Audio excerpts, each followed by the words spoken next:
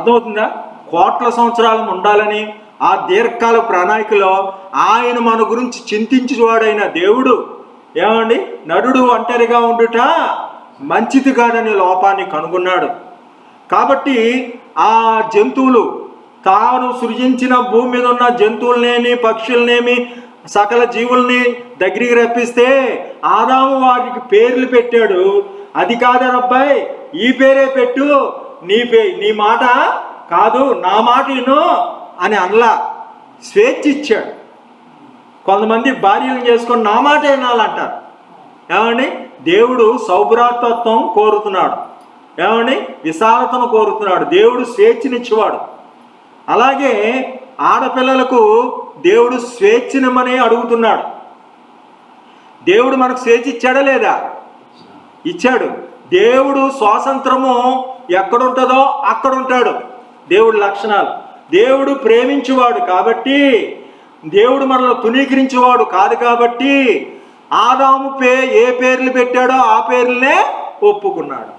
కాబట్టి ఇంకో లక్షణం ఏంటంటే దేవుడు దుఃఖపెట్టేవాడు కాడు. సాటి అయిన సాయం లేకపోతే గాఢ నిద్ర పెట్టి, ఏమండి చూడండి, ఆపరేషన్ జరిగేది ఏం చేస్తారు? ఇంజక్షను చేస్తారే, మత్తు పెట్టి మొదటి మత్తు ఇచ్చిన డాక్టరు ఎవరండి? దేవుడే. చక్కటి ఆపరేషను చేసిన వైద్యుడు కూడా ఎవరు? ఎముకను తీసి ఏమండి ఆ స్థానంని మళ్ళీ పూడ్చాడంట, ఆ కన్నాన్ని పూడ్చాడంట, ప్లాస్టర్ సర్జరీ చేశాడంట. కాబట్టి మత్తు పెట్టి ఆయన తన ప్రజలను వారి పాపాల నుండి ఆయనే రక్షించాడు. మన మీద బాధపడకుండా ఆయనే మన నిమిత్తం దెబ్బలు తిన్నాడు. అతడు పొందుచున్న దెబ్బల చేత మనకు స్వస్థత కలుగుచున్నాడు. ఆయన నీ గురించి చింతించువాడు, అనుదినము నీ భారము భరించువాడు. ఏ తినాలో ఆ యాపిల్ కానీ, మామిడి కానీ, సీతాఫలాలు కానీ, ద్రాక్ష కానీ, అరటిపళ్ళు కానీ, వంకాయలు, బీరకాయలు, కాకరకాయలు, దోసకాయలు సమస్తము ఇచ్చాడు. పైనుండి వర్షం ఇచ్చాడు, పగటన వెలుటకు సూర్యుడిని ఇచ్చాడు, రాత్రిని వెలుటకు బెడ్ లైట్ ఏమి ఇచ్చాడండి? చంద్రుణ్ణి ఇచ్చాడు. నాలిక దగ్గరే పల్లెట్టాడు. ఈ నాలికకి రుచి చూసే గుణం ఉంది. ఇంకెక్కడ పెట్టినా రుచి తెలుస్తుందా? పళ్ళుంటే సరిపోయిందా? మళ్ళీ దవళ్ళు ఆడాల. పళ్ళు ఇలా గుండ్రంగా ఉన్నాయి అనుకోండి, ఇక్కడ సరిపోద్దా? ఇక్కడ నాలుగు ఉంది అనుకోండి, గుండ్రంగా ఉంటే ఎలా గాడిస్తాం? ఫోన్లో ఏదో రకంగా నాలుగు రుచి చూపిద్దామా? పళ్ళకి మనం ఇలా గుచ్చుకొని ఆ కన్నంలో ఏదైనా ఇంకో కన్నం ఉంటే ఆ కన్నంలో పోసుకుంటామా? ఏమండి, కన్నం ఉన్న చోటే నాలుక ఉంది, నాలుక ఉన్న చోటే పళ్ళు ఉన్నాయి. దవడలో ఆడాలంటే ఎంత కష్టమో. ఏమండి, ఒక దవడ ఆడద్దు, ఒక దవడ రెండు దవడలు ఆడవు. అవునా? ఎంత ఇంజనీరు. కాబట్టి ఈ గొప్ప దేవుడు, అనంత జ్ఞాని అయిన దేవుడు, ఈ ప్రేమించే దేవుడు, దయగల దేవుడు, ఉపకారైన దేవుడు ఏమండి నీ కోసము లోకాన్ని ఎంతో ప్రేమించి తన అద్వితీయ కుమారుణ్ణి పంపించాడు. పాప పవిత్రార్థం పవిత్ర రక్తమావశ్యాద రక్తం పుణ్యదాన బలియాగమని, పాపం పోవాలంటే పవిత్ర రక్తం చిందించాలని ఆడమ్మగా కలయకుండా మరి కూడా దేవుడు జాగ్రత్త పడి పుట్టించాడు. ఏది మంచిదో యెహోవా ఉత్తమమైన దాన్ని అనుగ్రహించు. మనకి ఏదైనా ఇచ్చేది ఉత్తమమైనది ఇస్తాడు. మరి ఈ శ్రమకు బాధకు కారణం ఎవరంటే నీకు నీవే తెచ్చు. అయ్యో ఇశ్రాయేలు, నువ్వు నా మాట ఎన్నియల్లా ఎంత మేలు, తండ్రిని నాటని ప్రతి మొక్క పెరికి వేయబడిన అన్నాడు. ఒకటి 100 దంతులు, ఒకటి 30 దంతులు, ఒకటి 60 దంతులు. దొంగచాటుగా గురుగులు విత్తేశాడు. అవునా? గురుగులు విత్తేస్తే రెండు కలిపి పెరగని అంటున్నాడు, కానీ ఇప్పుడు పీకేద్దామని అల్లా. ఏమండి, స్వేచ్ఛనిస్తాడు, సమయమనిస్తాడు. ప్రతిదానికి సమయం ఉంది. అన్నిటికీ కుదురుబాటు కాలాలు వస్తాయి. ఈ రోజు వేసిన మొక్క ఈ రోజే విత్తనం వచ్చేద్దండి. అమ్మా, విత్తనం వేసేది పంట ఈ రోజే కోసేస్తానికి వెళ్తారా? సాయంత్రం రేపు వెళ్తారా? వ్యవసాయదారుడు ఎలాగ ఓపిక పట్టాలో దేవుడి కార్యాలు కూడా అలాగే జరుగుతాయి. 10 రోజులు నిలిచి ఉంటే పైనుండి ఆత్మ వచ్చింది. బాప్తిసం పొందేసే కానీ ఆత్మ వచ్చేసేసి ఆ మారు మనసు వచ్చేసిందని 100 మంది ఉండొచ్చు, కానీ అలాగ అనుకోవద్దు. దేవుడు ఎప్పుడు సూపర్ న్యాచురల్ పవర్, సహజంగానే చేస్తాడు. 10 రోజులు పేతురు యోహానులైనా ఎవరికి ఆయన రక్తం రాయలా. ఆయన ఇప్పుడు పిండితే చేతుల్లోంచి రక్తం వస్తుంది, గాయాలు ఉన్నాయి, నూనె కంటే శ్రేష్టమైంది. పోనీ నెత్తి మీద చేతులు పెట్టి అభిషేకం ఏమీ చేయలా. 10 రోజులు ఉన్నప్పుడు దేవుడు అగ్ని చేత అభిషేకమో. మీరు బాప్తిసాలు పొందుతున్నారు కానీ నిలిచి ఉండట్లా. 10 రోజులు నిలిచి ఉన్నారా? 3 రోజులు నిలిచి ఉన్నారా? కనీసం 2 గంటలు రోజు నిలిచి ఉంటున్నారు ఆ ప్రార్థనలో? నిలిచి ఉండకపోవడం బట్టి పైన ఉన్న చెట్లు కాయలు కాతాయా? ఎంత లోతుగా ఉంటే అంత కాయలు కాస్తాయి. మరి పైన ఉన్నది గడిచినేలా మా తెలుసులే, చాలులే, ఇంత ఎక్కువేంటి, బుద్ధి లేని కన్యకలు, చాలులే, ఇంత నూనె చాలులే అనుకున్నారు. ఆ నూనె అయిపోయింది, ఆ ఎలిగి ఆరిపోయింది. పెండ్లి కుమారుడు రావడం ఆలస్యమో అయింది. కాబట్టి బుద్ధిగల కన్యకను ఒక పురుషుడికి ప్రదానం చేసినట్టు మన హృదయాన్ని దేవుడికి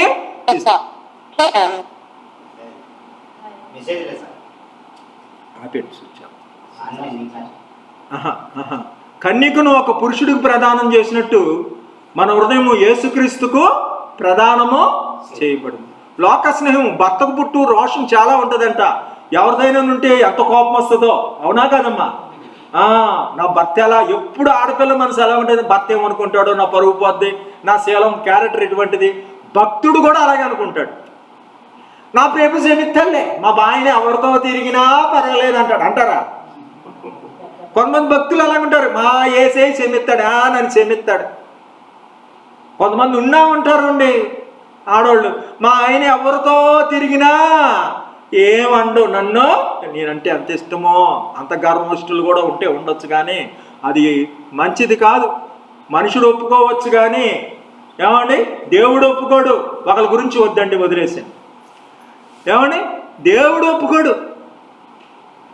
ఈ రకంగా మనం చూస్తున్న ఈ అధ్యాయంలో ఆ ఎముకను తీసి ఆడపిల్లని చేశాడట. ఎముకను ఏం చేశాడండి? ఆడపిల్లని చేసి స్త్రీగా చేసి దేవుడు తీసుకొచ్చాడట. దేవుడు ఎప్పుడు కష్టపడేవాడు, ఇశ్రాయేలును కాపాడువాడు కొనుకుడు. మనం అయితే నిద్రపోవచ్చు, రెస్ట్ తీసుకోవచ్చు, కానీ ఆయన ఎప్పుడూ పనిచేస్తాడు. అనుదినము ఆయనకు నూతనమైన కార్యాలు చేస్తాడట. ఏమండి, కొత్త ఆకాశము కొత్త భూమి రాబోతున్నాయి. మీ జీవితంలో ఒక అద్భుతం చేయాలనుకుంటున్నాడు. మీ పట్ల ఒక ప్రణాళిక ఉంది. ఆ ప్రణాళికలకు మీ పిల్లల నిమిత్తము, మీ నిమిత్తం ఒక ప్రణాళిక ఉంది. కాబట్టి దేవుని మందిరంలోకి మీరు వచ్చారు. మీ చేత లోకమంతా వెలిగింపబడాలి, మీ బంధువులు రక్షణ పొందాలి.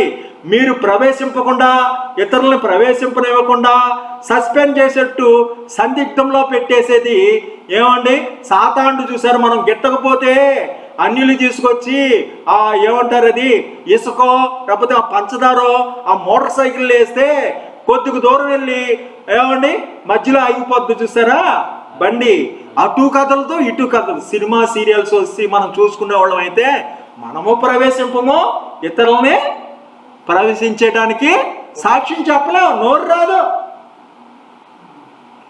సరే అండి, ఈ స్త్రీని తీసుకొస్తే ఆదాము అంటున్నాడు, నా ఎముకల్లో ఎముక, నా మాంసంలో మాంసము, ఈమెకి నారి అని పేరు. నారి అంటే స్త్రీ అని అర్థం.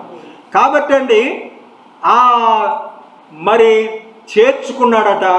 కాబట్టి స్త్రీ పురుషులు ఒకరినొకరు అత్తుకుంటారట, తల్లిని తండ్రిని విడిచి. ఎవరైనా మీ పిల్లలు పెళ్ళిళ్ళు అయితే వారిని వదిలిపెట్టాలి. నా మాట వినట్లేదేంటి, నీకు బెల్లం అయిపోయిందా అనే మాట అనకూడదట. మా మాట వినాలి అనేది మీరు అనకూడదు. మీకు పిల్లల మీద హక్కు లేదు. అడ్డాల నాడు బిడ్డలే కానీ గడ్డాల నాడు బిడ్డలు కాదు. స్త్రీ మీద కూడా పురుషుడి మీద స్త్రీకి ఒకరికొకరికి అధికారం ఉంటుంది. అయితే మరి తల్లిదండ్రుల సంగతి ఏంటంటే, మీరు ముసలితనంలో మిమ్మల్ని వాళ్ళు మీ ఇబ్బందుల్లో వారు చూడకపోతే వాళ్ళకి శాపమో ఉంటుంది, అంతే. అంతవరకే తప్ప ప్రతిదీ మీ మాట వినాలి, మా మాట పెత్తనం. ఈ రోజుల్లో ఆడపిల్లలు అసలు మాట వినే పరిస్థితి లేదు. కాబట్టి దేవుడికి పక్షపాతం లేదంట. అత్త ఒక ఇంటి కోడలే, అత్తలేని కోడలు ఉత్తమరాలు అన్నట్టు. ఏమండి, తీర్పు తీర్చకుడి, మీకు అప్పుడు తీర్పు తీర్చక బడదు. ఇక్కడ మనం చదువుకున్న 18వ వచనం నుంచి 25వ వచనాల దాకా మనం చూసామండి. ఇప్పుడు ఇది ఎడమ చేత్తో పట్టుకోండి. ఆదికాండం 2వ అధ్యాయం ఎడమ చేత్తో పట్టుకొని, కొలసీలు 3వ అధ్యాయంలో స్త్రీలారా మీ భర్తలకు విధేయులైయుండుడి, ఇది ప్రభువు బట్టి యుక్తమైనది అని స్త్రీల గురించి చెప్తూ, పురుషులారా మీ భార్యలను ప్రేమించుడి, వారి నిష్ఠూరా పెట్టకుడి. స్త్రీల గురించి చెప్పాడు, పురుషుల గురించి చెప్పాడు. తండ్రులారా కుమారులారా మీరు ఎల్లప్పుడూ తండ్రి మాట వినండి అని కుమారులకు చెప్పాడు. ఏమండి, ఇటు చూడండి, అటు ఇటు చూడకూడదు. అది అవలక్షణం, సైతాన్ వైపు చూస్తున్నట్టే. దేవుని పులిపిటి వైపే చూడాలి. ఏమండి, ఎవరెవరి గురించి చెప్పాడు? స్త్రీ గురించి చెప్పాడు 18వ వచనంలో. 19వ వచనంలో ఎవరి గురించి చెప్పాడు? పురుషుల గురించి చెప్పాడు. స్త్రీలకు ఇచ్చిన మాట ఏంటి? విధేయత అవ్వాలి. ఇది ప్రభువు బట్టి యుక్తమైనది. భర్త కాబట్టి, మగోడు కాబట్టి యుక్తమైనది అనేది కాదు, ప్రభువు బట్టి యుక్తమైనది. అంటే 19 వారి నిష్ఠూర పెట్టకూడి, వారిని ప్రేమించుడి. ప్రేమించే డ్యూటీ భర్తది, ఆడపిల్లది కాదు. ఆడపిల్లది విధేయత. దీని రివర్స్గా కొంతమంది భార్య నుండి ప్రేమ ఆశిస్తారు, భర్త నుంచి విధేయత చూస్తారు. భర్త నుంచి విధేయత చూడకూడదు, భార్య నుండి ప్రేమ ఆశించకూడదు. అర్థమవుతుందండి? ఇలాగుంటేనే కాపురాలు బాగుంటాయి. అలాగే 3వ వచనం, కుమారులారా తండ్రి మాట వినుడి. కుమారులారా తండ్రి మాట వినుడి. అలాగే తండ్రులకి చెప్తాడు, తండ్రులారా మీ పిల్లల మనసు కుంగేటట్టు కొట్టద్దు. దుఃఖపడిపోయేవారు కుంగిపోయాడు. నీ కొడుకు అన్నంత మాత్రాన నువ్వు నేర్పేద్దామని ఏదో బాధేసి కుంగేటట్టు, బెదిరిపోయేటట్టు వాళ్ళు ఇంకా ఆత్మీయంగా ఎదగరు, మెంటల్గా కూడా ఎదగరు. జడిసిపోయి బెక్క చచ్చిపోయి చదువు విరక్తి అయిపోద్ది, అన్నీ విరక్తి. పనివారులారా యజమానుడికి లోబడండి. తండ్రి వారికి యజమానుడు ఉన్నాడని, యజమానులారా మీకు యజమానుడు ఉన్నాడని మీ దాసుల పట్ల జాగ్రత్తగా చూడండి. మీరేమి చేసినా మనుషుల నిమిత్తము కాక ప్రభువు నిమిత్తము అని మనస్ఫూర్తిగా, నువ్వు భర్తవో, కూలీవో, యజమానువో, తండ్రివో, కుమారుడివో. చాలామంది అన్ని పాత్రలు మనకే వస్తాయి. కుమారుడి పాత్ర వస్తుంది, భర్త పాత్ర వస్తుంది, తండ్రి పాత్ర వస్తుంది, ఏమంటే యజమానుడి పాత్ర వస్తుంది, కూలి పాత్ర కూడా వస్తుంది. కాబట్టి ఏ పాత్రలో ఉన్నా మీరేమి చేసినా మనుషులు చూస్తారని కంటికి కనబడాలనేది కాదు. కంటికి కనబడిని ఏమండి యజమానుడు వస్తే ఒకలాగా పనిచేస్తారు, యజమానులు లేకపోతే ఒకలాగా పనిచేస్తారు. అవునా? సరే, అవునా? కంటికి కనబడాలని కాక ఆ పరలోక యజమానుడు చూస్తున్నాడని శుద్ధంకరణ కలిగి హృదయం చూస్తున్న దేవుని కోసం ప్రభువు వలన ప్రతిఫలము ఇస్తాడని మనుషుల నిమిత్తము కాక ప్రభువు నిమిత్తం అని మనస్ఫూర్తిగా అది ఏం చేసినా, వ్యవసాయం చేస్తావో, పెళ్ళే చేసుకొని కాపురమే చేస్తావో, ప్రభువు ఇస్తాడు ప్రతిఫలము. ఇట్టువాడు ఆశతో విత్తవాలి, కోయువాడు ఆశతో కోయాలి, దున్నాలి. ప్రేమన పంట కోయాలి. 100 30 60. మీరు ఎలాగ ఫలించి అభివృద్ధి పొందాలి. ఇస్సాకు ఆ సంవత్సరం విత్తనం వేసి 100కి 100 ఫలించాడు. ఈ బావి మాదే అంటే ఇచ్చేసాడు వాళ్ళకి. అరే పెళ్లి కూతురు వచ్చినా సరే ఎంటబడలేదు, ధ్యానం చేసుకుంటున్నాడు. బైబిల్ ధ్యానం ఏం చేస్తున్నాడండి? బైబిల్ ధ్యానము చేస్తున్నాడు. కాబట్టి మనము ఇటువంటి పరిశుద్ధులుగా ఉండాలి. దేవుని స్తోత్రం. ఇప్పుడు ఆ సేవకుడు వస్తాడు, సేవకుడు కాకపోతే దారిపోయే సేవకుడైనా ఎప్పుడు మీ సేవకుడినే మీరు గౌరవించుకోవాలి. దారిపోయే సేవకుడిని 1 2 సార్లే. అర్థమైందండి? గెస్ట్గానే చూడాలి. అర్థమవుతుందా? మీ ఇంటికి వచ్చిన ఎవరు గప్పుకుని ఎవరో వస్తారు, భోజనం పెట్టండి, ఏదైనా లేకపోతే 10 20 ఇచ్చి పంపించండి. రెగ్యులర్గా వస్తే అది పాపం. మీ కాపురు ఉంటాడుగా, మీ కాపురు ఒకళ్ళు అయితే దొంగ కాపురంలో ఒకళ్ళు మీరు పెట్టుకున్నట్టు. అర్థమైందా? రావడం వారికి భావ్యమో కాదు, రెగ్యులర్గా వస్తే అది భావ్యమో కాదు. కాబట్టి ఒక సేవకుడు వస్తే ముక్కు ముఖం తెలియని సేవకుడికి 25 20 భోజనం పెట్టి ఎలాగిస్తారో, ముక్కు ముఖం తెలియని సేవకుడినే అమ్మో సేవకుడు అంత గౌరవిస్తే, కట్టుకున్న భర్తను ఏమండి తల్లిని మర్చి తండ్రిని మర్చి అత్తుకుంటే, తల్లిని మర్చి తండ్రిని మర్చి అత్తుకుంటే ప్రతిఫలము ఏమండి ముక్కు ముఖం తెలియని పాస్టర్ను నమ్మి నువ్వు కానికిస్తే దేవుడిస్తాడని నువ్వు నష్టపెట్టుకున్న 50 100 ఏదైతే నష్టపెట్టుకున్నావు దేవుడిస్తాడు అనుకుంటావా, లేకపోతే నష్టపెట్టుకుంటావా? నష్టపెట్టుకో. ఈ భక్తుడు ఎలాగ నష్టపెట్టుకుంటాడో కానుకుని, ఓ స్త్రీ నువ్వు ఏమి చేసినా మనుషుల నిమిత్తము కాక వాళ్ళ నిమిత్తము, అందగాడో జ్ఞానో చెడ్డోడైతే నేను లోబడ్ను, ఇలా కాదు. పతియే ప్రత్యక్ష దైవం అన్నారు. అందు గురించి ఏమన్నారండి? ఇది ప్రభువు బట్టి యుక్తమైనది. చదవండి మీరు కొలసి 18 వచనం చదవండి. 3:18 భార్యలారా భర్తలకు విధేయులయుండుడి, ఇది ప్రభువును బట్టి. అది ప్రభు ఉన్నాడు. ఎవరు బట్టి? క్రీస్తు బట్టి అనలేదు. చూడండి, గమనించండి. యేసును బట్టి అనలేదు. పాస్టర్ గారికి తెలుసు. ఇక్కడ యేసు అని పేరుందండి? లేదు. క్రీస్తు అని పేరుందండి? లేదు. ప్రభు అంటే ఏంటి? ప్రభువు. నీకు ప్రభు ఎవరు? భర్తే. ఇప్పుడు భర్త స్థానంలో ఎవరున్నారనమాట? ప్రభు ఉన్నాడనమాట. నువ్వు భర్తకు చేసే మర్యాద ఎవరికి వెళ్తుంది అనమాట? ఇప్పుడు దేవుడు సేవకుడికి ఇస్తే సేవకుడు తింటున్నాడు, దేవుడికి వెళ్ళింది అంటావేంటి?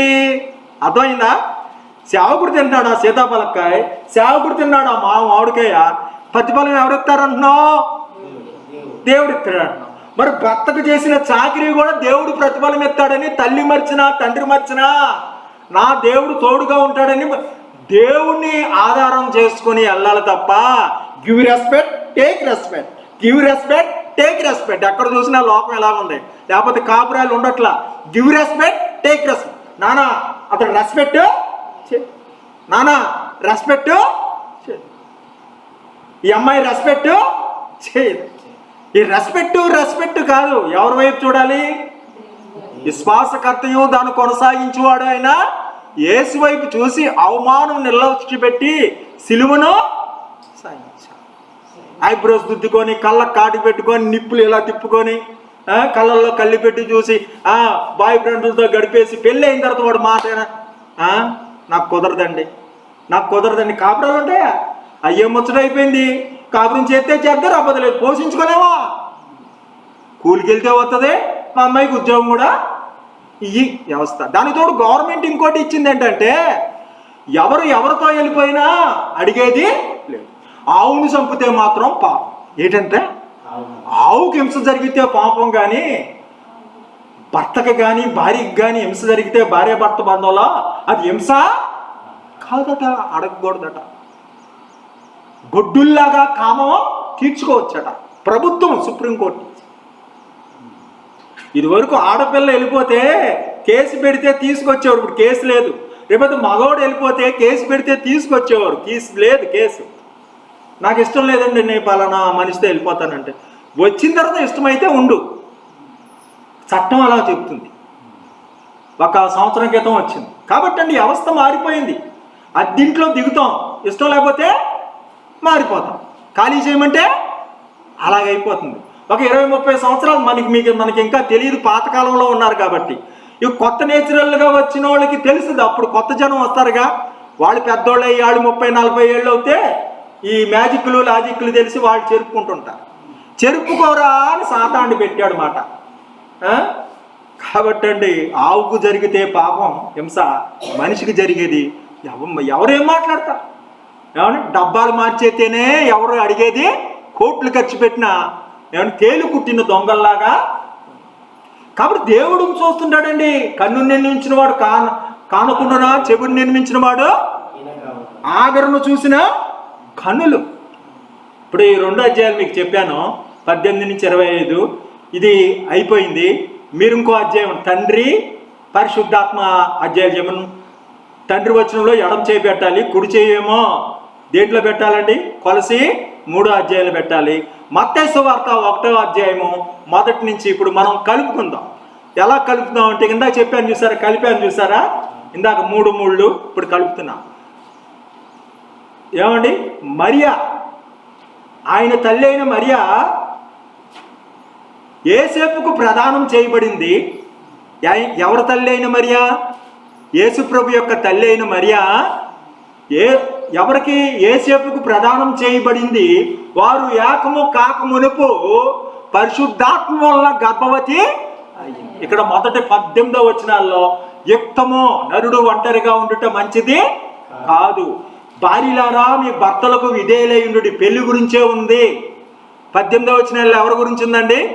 భార్యాభర్తల బంధం గురించి ఉంది. చూడండి 18వ వచనంలో, ఈయన 18వ వచనంలో భార్యాభర్తల బంధమే, ఆయన భార్యాభర్తల బంధమే. ఇక్కడ ప్రదానం చేయబడ్డాడంటే యేసేపు. ఇక్కడ యుక్తం ఎలాగంటే వారి ఏకము కాకమునుపు, ఏమండి, వారి ఏకము కాకముందు, బిఫోర్ కేమ్ టుగెదర్, ఏమండి, వారు ఏకము కాకముందు, వారి ఏకము కాకముందు. ఇట్ ఈజ్ నాట్ గుడ్, ఏమండి, మ్యాన్ షుడ్ బి అలోన్. మనుషుడు ఒంటరిగా ఉండుట మంచిది. కానీ ఇక్కడ యుక్తం ఎలాగా, ఏది మంచిదో చెప్తున్నాడు. వారి ఏకం కాకముందా ప్రదానము చేయబడిన తర్వాత పుట్టాడు, కానీ కలవలేదు. అర్థమైందండి? పెళ్ళైనట్టే ప్రదానం చేయబడితే కానీ కలవకుండా పుట్టాడు, అటు ఇటు కాకుండా మధ్యలో. ఇప్పుడు అర్థమైందండి? ఏమండి, విన్నారా? యుక్తం ఎలాగైంది? ఎలాగండి పరిశుద్ధుడు అవుతాడు? కలిస్తే పరిశుద్ధుడు అవుతాడా? ఆ భార్యాభర్తలు రక్తం పవిత్రంగా ఉండాలి. ఆడామగా కలిస్తే ఆ రక్తం పవిత్రమో కాదు. దాని బదులు కోడి రక్తమో గొర్రె రక్తమైనా ఒకటే. ముస్లిమ్స్ బిస్మిల్లా చేస్తారు, అందుకే. అవునా? ఆ బిస్మిల్లా కూడా తాత్కాలికంగా ఆపుద్ది. హిందువులు కోళ్ళు గొర్రెలు ఆ దేవతలకు బలి ఇస్తారు. అదే కార్యము, అదే హిందూ వేదంలో చెప్పినట్టు నెరవేరడం కోసము ఆత్మ శరీరము ధరించి తన సొంత కుమారుణ్ణి, లోకాన్ని ఎంతో ప్రేమించి ఆ అద్వితీయ కుమారుణ్ణి ఈ లోకానికి పంపాడు. ఆయన యందు విశ్వసించేవానికి ఆయన నిత్యజీవం ఇస్తాడు, నమ్మని వానికి శిక్ష. ఈ నామం ద్వారా తప్ప ఏ నామం ద్వారా రక్షణ. ప్రజలందరికీ శుభార్త అంటే ఏంటి తెలుసా? నీకు మరణమిక లేదు. అదే క్రిస్మస్. అర్థమైందండి? నీ జీవితంలో ఇది తెలుసుకొని నీ బాధను నీకు చింతపడకుండా, ఎలాగైతే ఆదాముకు ఆపరేషన్ ఎలా చేశాడో ఆయన ఈపు నాగల నొక్కుల వలె దున్నబడింది. నువ్వు చెందించవలసిన రక్తం ఆయన ఇచ్చేశాడు. నీ జీవితంలో ఆయన చేసేదంతా నమ్మకమైనది. ఆయన అడిగి కొను, ఆయన అడిగి అమ్ము, ఆయన అడిగి వ్యాపారం చేయి. నా ప్రభువుగా ఒప్పుకోవడం అంటే అది బాప్తిసం కాదు. ప్రభువుగా అంటే ప్రభు సలహా తీసుకొని అప్పు ఇవ్వాలి. ప్రభు సలహా తీసుకొని ప్రభుత్వము, భారతదేశ ప్రభుత్వము, చంద్రబాబు నాయుడు ప్రభుత్వము, ప్రభు కనబడుతుందండి ప్రభు. కాబట్టి ఎవరు ప్రభుత్వం నీ ఇంట్లో ఉంది? సారా దుకాణం వారి ప్రభుత్వమా? సినిమా యాక్టర్ల వారి ప్రభుత్వమా? ఏ ప్రభుత్వం? కొంతమంది ప్రభుత్వాలు చెల్లుతుంటే పక్కింటి వాళ్ళ ప్రభుత్వం చెల్లుతుంది, భర్త ప్రభుత్వం చెల్లదు. కొంతమంది జీవితాల్లో భార్య మీద ఆడబిడ్డ ప్రభుత్వం జరుగుతుంటుంది. లేదు, భార్య భర్తలను వారిని వదిలిపెట్టాలి. అత్త ప్రభుత్వమో, ఏమండి, మామ ప్రభుత్వమో చెల్లించాలని చూడద్మని వాక్యమో చెప్పట్లా. వారిని నిష్ఠూర పెట్టొద్దు. ఆయన కనికరం గల దేవుడు. వారి ఉసురు నీకు తగులుద్ది. కాబట్టి 18వ వచనం ఇలాగుంటే 19వ వచనంలో భర్తలారా మీ భార్యలను ప్రేమించుడి, వారిని నిష్ఠూర పెట్టకుడి అంటే యేసేపుకు ఆ అమ్మాయి గర్భవతి అని తెలిసి, మరియమ్మ గర్భవతి అని తెలిసి ఇక రాష్ట్రంగా విడనాడని ఉద్దేశించాడు. కానీ అవమానపరుస్తానికి ఏంటి, మాకు పిల్లనిచ్చి మీరు ఇంత చేస్తారో, నరికేస్తాను, ఇంత మాకు చేసేది అనేది వెళ్ళలేదంట. చూసుకోండి, నిష్ఠూర పెట్టకుడి అని 19వ వచనంలో ఉంటే తమ్ముడు, ఇక్కడ అవమానపరచనొల్లక 19వ వచనంలో ఎక్కడ? ఈ మత్తయి సువార్తలో. అవునండి? అక్కడేంటి, ఏమండి, సమకూర్చుట అనేది నీ దగ్గరికి సమకూరుస్తాడు. ఎవరికి ఇష్టమో వాళ్ళనే ఉండనివ్వన్నట్టు వెళ్ళిపోతున్నాడు. దేవుడు కూడా అంతే. అబమ్మ పండు తింటే చేయట్టు పెట్టాడండి. వ్యభిచారం చేస్తున్న స్త్రీని కిటికీలను చూసి సరే వాళ్ళిద్దరూ అలా ఉండని వదిలేసి వెళ్ళిపోతాడు. చూసారా మంచోడైతే. అదే చెడ్డోడు అనుకోండి, కత్తు తీసుకొని వెళ్ళి ముక్కలు. దేవుడు కూడా నీ స్వేచ్ఛ ఇవ్వాలి నాలుగుతో, ప్రభువా నీ రాజ్యము వచ్చుగాక, నన్ను ఏలయ్యా, నీ చిత్తం ఏంటో చెప్పు, నీ చిత్తం నెరవేరుస్తాను, నీ చిత్తం నెరవేర్చడం నాకు సంతోషము. లోకము దాని ఆశలు గతించిపోవును గాని దేవుని చిత్తం జరిగించేవాడు నిరంతరమో. ఏ విత్తనం వేయాలి పొలంలో అంత ఉండాలి. 10th అయిన తర్వాత ఏ గ్రూప్ తీసుకోవాలి అంత ఉండాలి. అప్పుడు నీ చదువు కూడా, తీగలు మీరు ద్రాక్షవల్లి నేను, నాకు వేరుగా ఉండి మీరేమీ, నీ లోగిటి నీ భార్య ఫలించు ద్రాక్షవల్లి. నీ లోగిటి ఉండాలి. కొంతమంది తాకట్టెట్టినట్టు కోవైట పంపుతారు. తాకట్టు పెట్టుకున్న వస్తువు ఎలాగో వాడుకుంటే వాడుకుంటాడు కూడా. అవునమ్మా, వాడుకుంటాడు కూడా. అన్ని దేశాలు, అన్ని 5 సంవత్సరాలు 2 సంవత్సరాలు దూరం ఉంటే, అన్ని వేల కిలోమీటర్లు ఉంటే ఏమే నువ్వు డబ్బు కక్కుర్తిపుడి చేసావు. కొంతమంది అయితే మరి పెళ్లి చేసుకొని 1-2 నెలల నుండి భార్యను పంపి సోమరోడుగా ఉండి పంపే ఆదాయంతో ఉంటారు. ఎలా పోయినా మాకు అనవసరం. అటువంటి హృదయులు కూడా ఉంటారు. రకరకాల మ్యాన్ ఆఫ్ కైండ్స్ ఏమండి. కాబట్టి ఈ 19వ వచనంలో సమకూర్చే వాడు 20వ వచనంలో కుమారులారా తండ్రి మాట ఆలకించడంటే దావీదు కుమారుడైన యేసేపు కుమారుడు గురించి చెప్పగానే చూసుకోండి 20వ వచనంలో, దావీదు కుమారుడైన యేసేపు నీ భార్య అయిన మరియ పరిశుద్ధాత్మ వలన గర్భవతి. ఆయన చూచున్న దేవుడు, చింతించే దేవుడు మరియమ్మ పక్షాన్ని వ్యాజ్యమాడి ఏమంటున్నాడు? ఆవిడ యథార్థవంతురాలు కాబట్టి ఏమన్నాడండి? ఆవిడ పరిశుద్ధాత్మ వలన సాక్ష్యం ఇచ్చి నీ భార్య అయిన మరియను చేర్చుకోవటానికి నువ్వు భయపడకు. అర్థమైందండి? అంగీకరించుట, అన్ని విషయాల్లో తండ్రిని అంగీకరించాలి.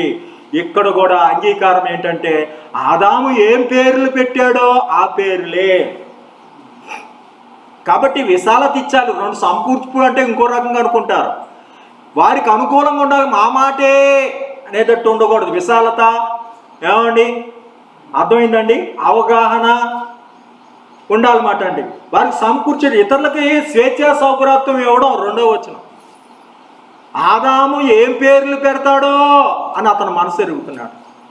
భార్య మనసు ఎరిగి నువ్వు ప్రవర్తించాలి. నిష్ఠూరా పెట్టొద్దు. సరే నీ మనసు ఏదో ఆ మనసే అంటున్నాడు యేసేపు కూడా. అర్థమైందండి? అది భార్య మనసు ఎరిగి 2వ వచనం, అది 19, 20వ వచనంలో మాట అంగీకరించడం, తండ్రిని అంగీకరించాలి. అంటే ఇక్కడ తండ్రి అయి ఉండి ఆదాము పెట్టిన పేర్లన్నీ అంగీకరించాడు. అంగీకారము అనేది కలుస్తుంది 20వ వచనంలో. 21లో ఏముందండి?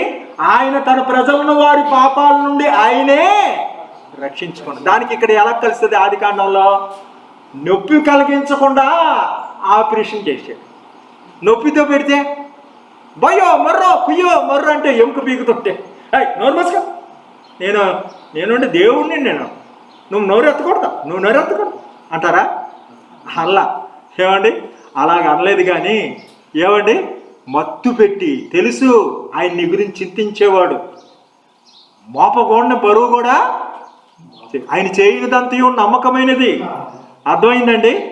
కాబట్టి ఆపరేషన్ ఆయన తన ప్రజలను వారి పాపాల నుండి మన మీద పెట్టల భారం ఆయనే మోసుకున్నాడు. దేవుని స్తోత్రం. ఆయనే రక్షించుకున్నాడు. ఇక్కడ 21వ వచనం ఏముంది? వారి తండ్రి మనసు కొంగుకున్నట్లు కుమారుల మనసు కొంగుకున్నట్లు. తండ్రులారా మీ కుమారుల మనసు కొంగకూడదు.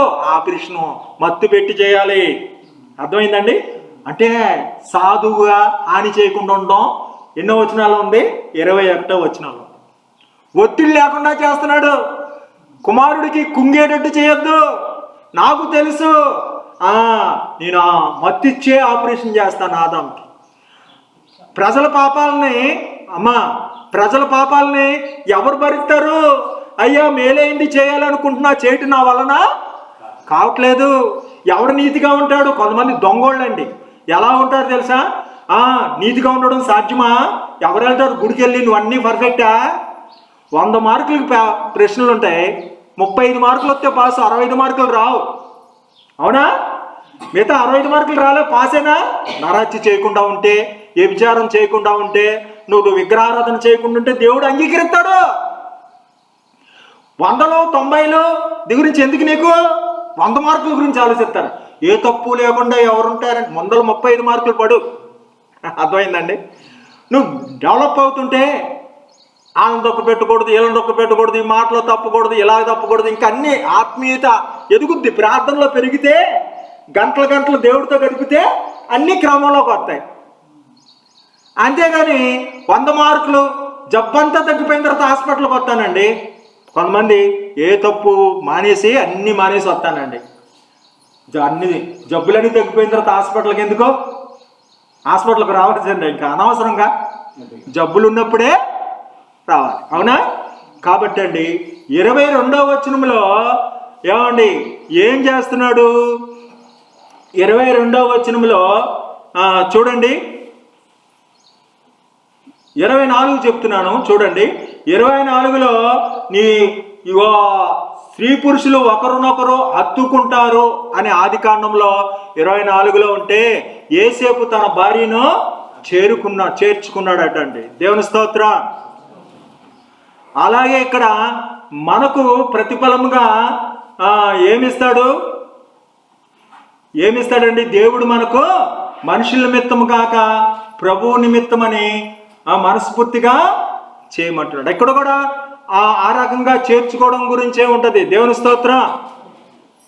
25వ వచనంలో వారు సిగ్గెరగకుండిరి, అవ్వాదములు సిగ్గెరగకుండిరి అంటే ఇక్కడ కూడా ఎలా ఉందంటే అండి, యేసేపు తన భార్యను ఎరక్కుండెను. అది చూసారా? వారు సిగ్గెరక్కుండా అంటే యేసేపు తన భార్యను ఎరక్కుండు. దేవుడు పక్షపాతము లేదు, పక్షపాతం ఉండదు అనేది కొలసీలు రాసిన బతుకులు లేదు, ఎరుగుట లేదు, సిగ్గెరుగు లేదు, నాట్ నో ఉంటాయి. దేవుని స్తోత్ర. కాబట్టి చేర్చుకోవడం ఉన్నప్పుడు యాడింగ్ అవడం 24వ వచనంలో ఉంటుంది. 23లో దేవుడు మనకు తోడు అంటే, నా ఎముకల్లో ఎముక, నా మాంసంలో మాంసం, ఈమె నారి, నా ఎముక నా మాంసం అంటే దేవుడు మనకు తోడు. ఎవరండి ఆయన? మన తండ్రి, మన అన్న, మన దిక్కు, మన రాజు, మన బంధు. ఈ లోకంలో ఎవరిని నమ్మదగిన వాడు లేడు. కానీ ఆకాశమందు నువ్వు తప్ప నాకెవరున్నారు? నువ్వు నాకుండగా లోకంలో ఏది అక్కర్లేదు. దేవుని స్తోత్ర. మనం ఎక్కడున్నామో తెలుసా? భూమి మీద ఉన్నాం అనుకుంటున్నాం. భూమి ఎక్కడుంది? భూమి కింద ఆకాశం ఉంది, శూన్యంలో ఉంది. మనం ఆకాశంలోనే ఉన్నాం, కాళ్ళ కింద భూమి ఉంది, అంతే. అర్థమైందండి? లోకంలో, ప్రపంచంలో భూమి కింద అయినా పై లోకంలో అయినా ఆయన తప్ప మనకు దిక్కుండేవాడు, మనల్ని ప్రేమించేవాడు, నిన్ను రక్షించేవాడు, నీ మొరనేవాడు, నిన్ను కాపాడేవాడు, నీ కోసం ప్రాణం పెట్టిన ప్రేమికుడు ఆయన తప్ప మరొకడు లేడు. ఆయన తన యందు భయభక్తులు గల వారు మాట్లాడుకొనుచుండగా చెవియొగ్గి ఆలకించాడు. కాబట్టి 22వ వచనాల్లో ఏముందండి? శుద్ధాలంకరణ కలిగి అంటుంటే ఇక్కడ ఏం చేశాడు? నిర్మాణం చేశాడు, నెరవేర్చాడట. దేవుని స్తోత్రం అండి. పని చేశాడు. 22వ వచనంలో ఏం చేశాడు? శుద్ధాంకరణ అంటే లోపల విషయాలు, లోపల ఉన్న ఎముకను తీసి ఏం చేశాడండి? స్త్రీగా చేశాడు. కష్టపడతాడు ఎప్పుడైనా. దేవుని స్తోత్రం. అంతరంగ విషయాల గురించే 22వ వచనాల్లో వచ్చినాయి. 23లో తోడొచ్చింది. 24లో యాడ్ అవడం. ఏమండి? వారు ఒకరినొకరు హత్తుకున్నారు అంటే అవ్వాదములు కూడా ఒకరినొకరు హత్తుకున్నారు. యేసేపు తన భార్యని చేర్చుకున్నారు. అక్కడ కూడా మనకు ప్రతిఫలం వస్తుంది. మనకు రావాల్సింది మనకు యాడ్ అవుతుంది. మన స్వాస్థ్యం మనకు, మన దేవుడే మన స్వాస్థ్యం. దేవుని స్తోత్రం. దేవుడు మనకు తోడు. కాబట్టి ఈ రకంగా బైబిల్లో వచనాలు ఉన్నాయి. ఒక కొత్త వింతైన పద్ధతి 3 అధ్యాయాలు మీకు చెప్పాను.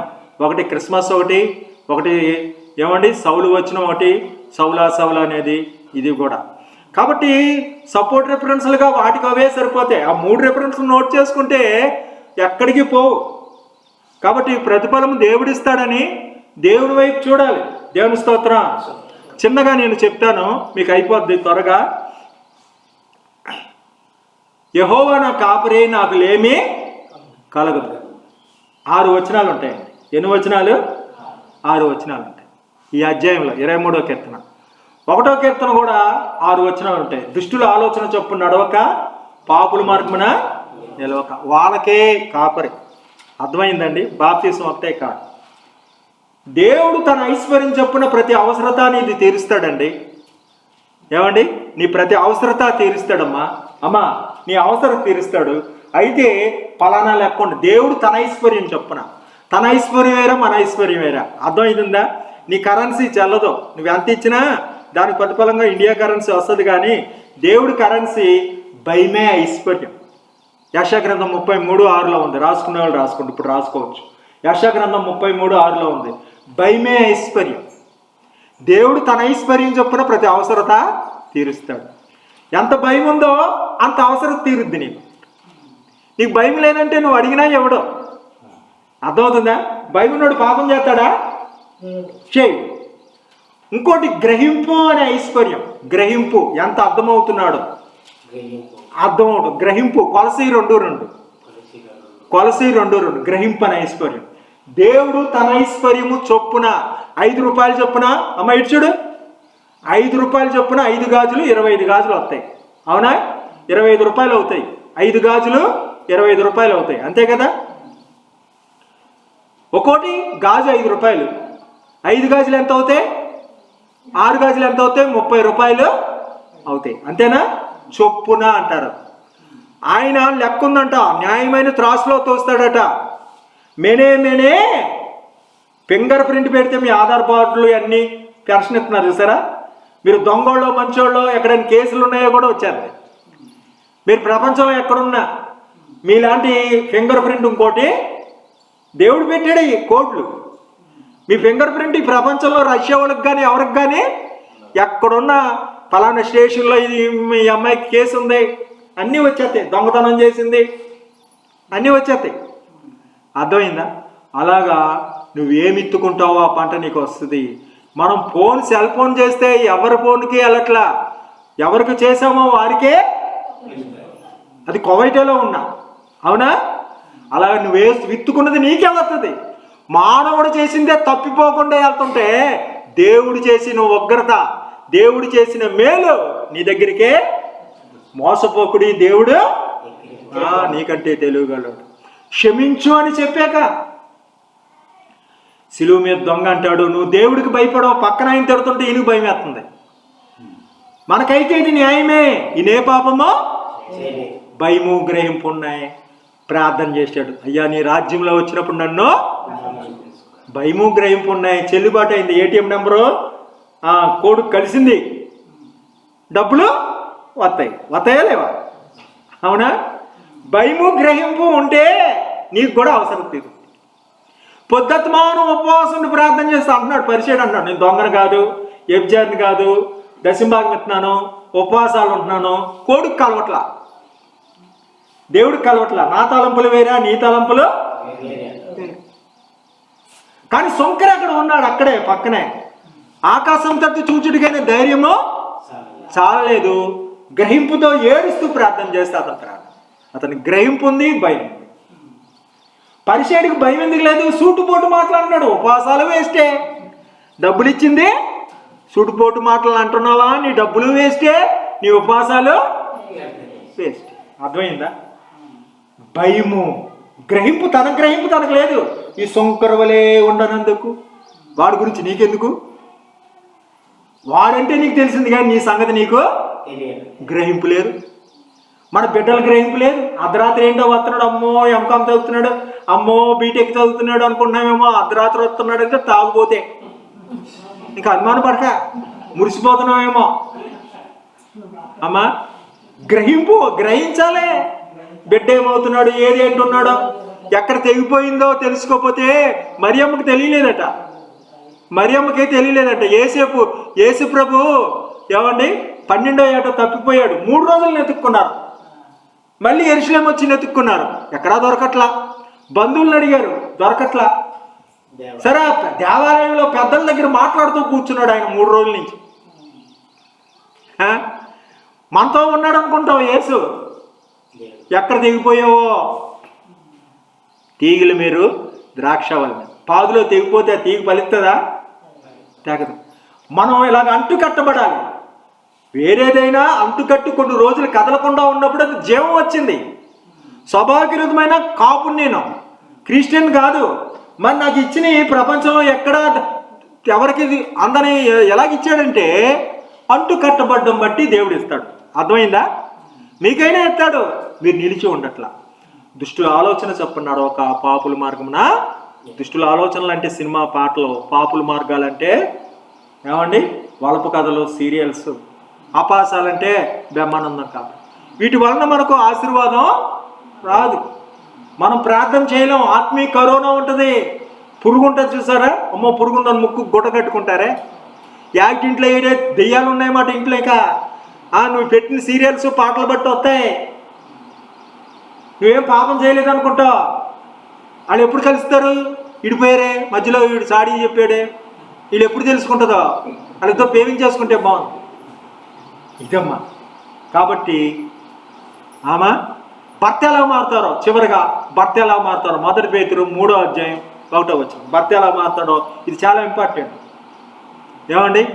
భయము అనే ఐశ్వర్యం, గ్రహింపు అనే ఐశ్వర్యం. శతాధిపతి అంటాడు, నేను ఒకటి రమ్మంటే వస్తాడు పోలీసుడు, నా చేతి కింద 100 మంది ఉన్నారు, పొమ్మంటే పోతాడు. నువ్వు మాట ఇస్తే కూడా అలాగే అవుతుంది అన్నాడు. గ్రహింపు. నేను నా ఇంటికి వస్తానికి యోగ్యుణ్ణి భయపడిపోయాడు. సోఫాలు కొదువా, కుర్చీలు కొదువా, ఇంటిలో ఎంత కోటేశ్వరుడు అతను. భయపడిపోతున్నాడు. 10 మంది ఇంటికి వస్తానికి సంతోషపడిపోతారు, కానీ ఈయన ఎందుకు భయపడుతున్నారంటే నేను యోగ్యుణ్ణి. భయము గ్రహింపు శతాధిపతికి ఉంటే యేసయ్య పొగిడాడు. భయము గ్రహింపు మా పిల్లలకి ఇస్తే వాళ్ళు కోటేశ్వరులు అవుతారు. నా తలంపులు వేరే, నీ తలంపులు. ఈ లోకంలో ఐశ్వర్యం ఇస్తాం. బుద్ధిహీన చేతిలో సొమ్ముండనేలా, వానికి బుద్ధి లేదు కదా, ఆస్తి అంతా అయిపోయింది. కానీ తండ్రి దగ్గరికి వచ్చాడు. కొద్ది గొప్ప భయం అనే ఐశ్వర్యం ఉంది కాబట్టి, ఆ గ్రహింపు అనే ఐశ్వర్యం ఉంది. తండ్రి ఇంటిది అనేక మందికి ఆహారం సమృద్ధిగా దొరుకుతుంది. కూలోళ్ళు ఉన్నారు, కూలోడుగా ఉండమంటానులే. నేను ఇంకో తండ్రి కొడుకు స్థానం నాకు వద్దు, నేను ఇక్కడ ఇబ్బంది పడను, చక్కగా హాయిగా ఉండొచ్చు బాబు అని గ్రహింపు వచ్చి. ఈ భయము గ్రహింపు ఎటువంటి గ్రహింపు? కొంతమందికి ఎటువంటి గ్రహింపు అంటే అతన్నే అమ్మాయినే ఇష్టపడుతుంది, నన్ను ఇష్టపడట్లా, మళ్ళీ భక్తురాలే. ఏంటో ఈ గ్రహించాలమ్మా. మనం మన అందాల చేత ఆకర్షించుకోవాలని చూస్తున్నాము. మన గ్రహింపు ఎప్పుడూ ఉండాలి. వారే శుద్ధులు కాబట్టి వ్యభిచారం చేయట్లేదు, దొంగతనం చేయట్లేదు, అది కాదు. ఈ గ్రహింపు, ఈ భయము ఏమండి ప్రతి అవసరత తీర్చుకోవాలి. దేవుని స్తోత్రం. భయము గ్రహింపు కలిగి సుంకరి అడిగాడు. భయము గ్రహింపు కలిగి సిలువు మీద దొంగ అడిగాడు. భయము గ్రహింపు కలిగి శతాధిపతి నువ్వు అడుగు. భయము గ్రహింపు. భయమున్నోడు పాపము గ్రహింపుతో ఎక్కడ తప్పిపోతున్నాను, నా ఇంట్లో పిల్లల్ని ఎందుకు రప్పించలా, పిల్లల్ని కన్నాను కానీ వాళ్ళ హృదయంలో యేసయ్యని చెక్కలేకపోయాను, అస్తమానం ఆ టీవీ దగ్గరే ఉన్నాను, వాళ్ళకి నేర్పలేకపోయాను. నేను ఒక్కదాన్ని వస్తే చాలు, పేదోళ్ళు భోజనం పెట్టలేరు, 10 మందిని పిలవలేరు, ఒక్కళ్ళకే వెళ్తారు చూసారా పేదోళ్ళు భోజనానికి. అలాగా అటే ఆంధ్ర సైడ్ అలాగే ఒక్కలే వెళ్తారు పేదోళ్ళకైతే. ఏమండి? ఇంటి అందరూ రావాలి. చదవండి 1 పేతురు 3:1. అటువలే స్త్రీలారా మీరు స్వపురుషులకు లోబడి ఉండడి. వాక్యానికి అవధీయులైతే వారు భయముతో కూడిన మీ పవిత్ర ప్రవర్తన చూసి వాక్యము లేకుండానే తమ భార్యల నడవడి వలన రాబట్టవచ్చంట. దేవుని స్తోత్రం. భార్యల నడవడి వలన రాబట్టవచ్చు. దేవుని స్తోత్రం. నిన్ను చూస్తే భర్తకు జాలేయాలి, నా భార్య భయంగల భక్తురా. నీ నోరు, నువ్వు చూసే సీరియల్స్ బట్టి ఆ భర్తలు తాగొచ్చేస్తాడు. 90వ కీర్తన 11వ వచనం ఉంటుంది. ఆయనకి చెందవలసిన భయం బట్టి మన మీద ఉగ్రత ఎంత వస్తుందో. చెందవలసిన భయం చెల్లట్లా, మర్యాద ఉండట్లా. పోలీసుడు మనం దొంగతనం చేయలేదండి, మన ఇంటికి వచ్చాడు, అయితే ఏం చేయమంట, అవతలకి వెళ్ళు అన్నావు అనుకో, ఏమంటాడు? అసలు వదిలేస్తాడు, మనల్ని పట్టుకుంటాడు. నేను దొంగతనం చేశాను, ఏంటి నాకు నీకు చెప్పాల్సిన అవసరం ఏంటి, వెళ్ళయ్యా వెళ్ళే అన్నావు అనుకో, ఒకడు 2 వేస్తాడు ముందర. ఏమండి, చెందవలసిన భయం. అపోస్తుల కార్యాలు 2:43 ఉంది, చెందవలసిన భయం ఇచ్చారట. వారికి ఏమైందో చూడండి. అపోస్తుల కార్యాలు 2:43 చివరి రెఫరెన్స్ నిజంగా. కాబట్టి మనం ఆశీర్వాదం, అమ్మా వెళ్ళిపోదాం, కూర్చో, వెళ్ళిపోదాం. అపోస్తుల కార్యాలు 2:43 అయిపోయింది, ఏమనుకోవద్దు. జీవనదిని నా హృదయములో ప్రవహింపజేయుమయ్యా. చదవండి 2. అప్పుడు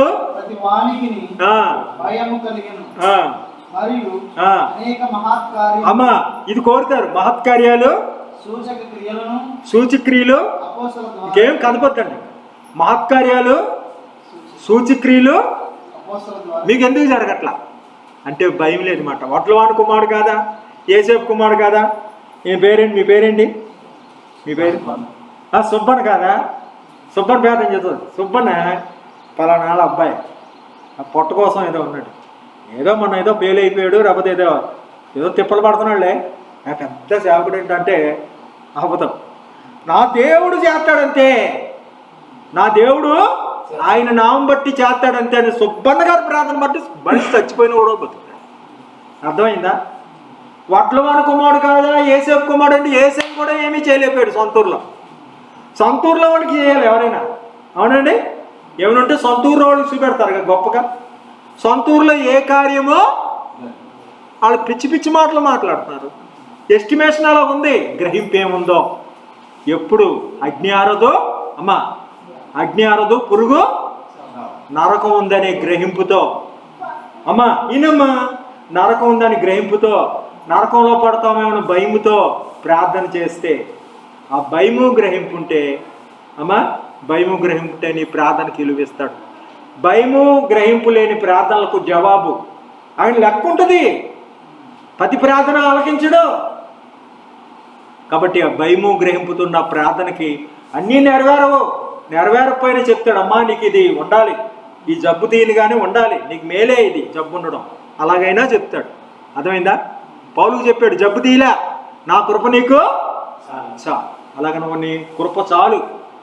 మన బలహీనతే మనకు బలం అవుతుంది. దేవుని స్తోత్రం. ప్రార్థన చేస్తాం.